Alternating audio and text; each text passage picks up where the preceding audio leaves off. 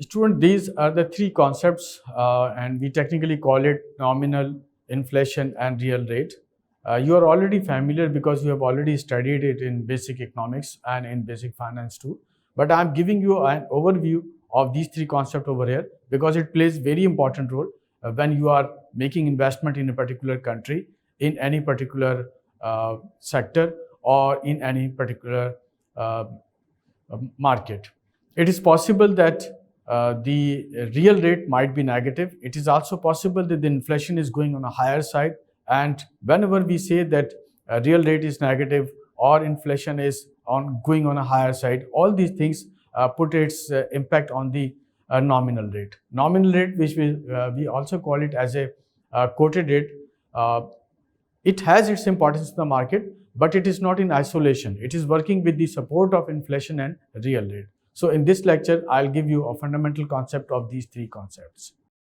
Being a finance student, these three concepts play a very important role. Commonly in market, we call nominal interest rate. The second term that we commonly use is inflation. And the third term that you might listen at different places, and we call it real rate of return. Student, nominal, inflation, and real rate, there is a strong relationship between all these three terms. When we call nominal rate, it means that the real rate which is prevailing in the economy is taking product of inflation. If we have inflation, it means that the prices are going up in the economy. It means the real rate will not be reflected through the rate which is commonly quoted in the market. Just I will describe it in much detail, but over here giving you a simple idea that if you are doing any business transaction and you are not familiar with these three terms, so it might create issue for you, because this is not necessary that you are always working in one economy. Being a portfolio manager, being an analyst, it is possible that you are working in different economies, and in different economies the real rate of interest, nominal rate, and inflation might vary. It means that right now, if we are working in Pakistan and we say that the inflation rate is 8%, and I'm expecting that the similar inflation rate might appear in England or in America or in Japan. So student, this is not the real situation. In Japan, the rate is uh, at zero. Inflation rate is different in USA, and in UK market it is also different. It means that this should be in our knowledge when we are working, that what rate of inflation as well as nominal rate quoted in various economies. Suppose this is the situation which is given. If nominal rate is 10%, it means that financial institutions is commonly quoting this rate, but the inflation in the economy is 8%.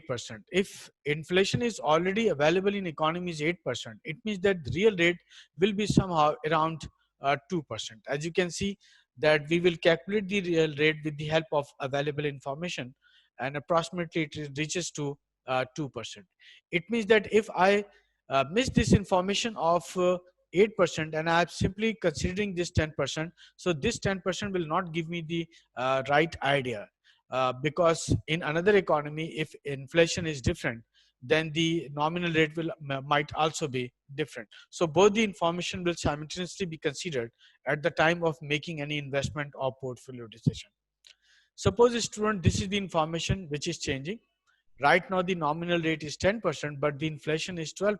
If inflation is, due to any reason, is much higher as compared to the nominal rate, then whatever real rate you will calculate, now the real rate will not be positive. As you can see, nominal is lower as compared to the inflation, so the real rate will come in negative. It means that it might happen that you are expecting that what real rate I will be able to get, but when practically you will calculate, in such a situation your real growth or the real rate of return that you will be able to realize from your investment will be in negative form. Third situation, which is quite interesting, that if nominal rate is 10% and very good news, we are expecting that there is no inflation in the economy, then student, the real rate will be similar to the uh, nominal rate. But practically, this situation does not appear in the economy. Commonly speaking, somehow some percentage of inflation will exist. That's why this is important that you understand that there is a difference between nominal rate and real rate, and inflation play a very important role in the difference of nominal as well as real rate of interest.